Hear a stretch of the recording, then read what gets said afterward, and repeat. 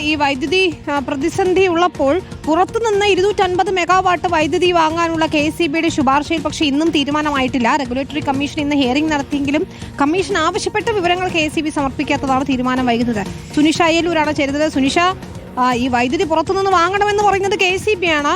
ഏറ്റവും അടിയന്തരമായി ചെയ്യേണ്ടുന്ന കാര്യം കൂടിയാണ്. എന്നിട്ടിപ്പോൾ വേണ്ടത്ര വിവരങ്ങൾ നൽകാൻ എന്തുകൊണ്ടാണ് KECBക്ക് കഴിയാത്തത്?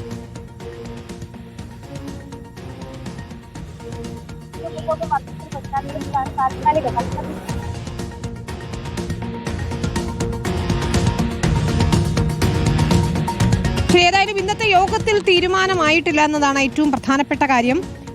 ഈ വ്യക്തത വരുത്തണം കാര്യങ്ങളിൽ എന്നതാണ് വൈദ്യുതി റെഗുലേറ്ററി കമ്മീഷൻ പറയുന്നത്. പല വിവരങ്ങളും KECB സമർപ്പിച്ചിട്ടില്ല അല്ലേ സുനിഷ?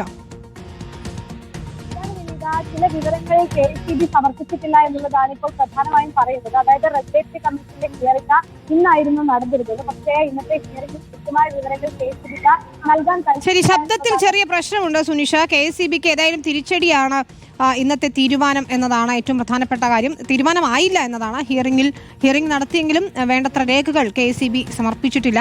വ്യക്തത വരുത്തണം എന്നതാണ് ഇപ്പോൾ റെഗുലേറ്ററി കമ്മീഷൻ ആവശ്യപ്പെടുകയും ചെയ്യുന്നത്. അത് പെട്ടെന്ന് തന്നെ നൽകുമെന്ന് നമുക്ക് പ്രതീക്ഷിക്കാം. സുനിഷയിലേക്ക് എത്തണം. ഏതായാലും നമുക്ക് ഈ ചൂട് കൂടുന്നത് കൊണ്ടാണ് ഇത്തരത്തിൽ വൈദ്യുതി ഉപഭോഗം കൂടുന്നത്.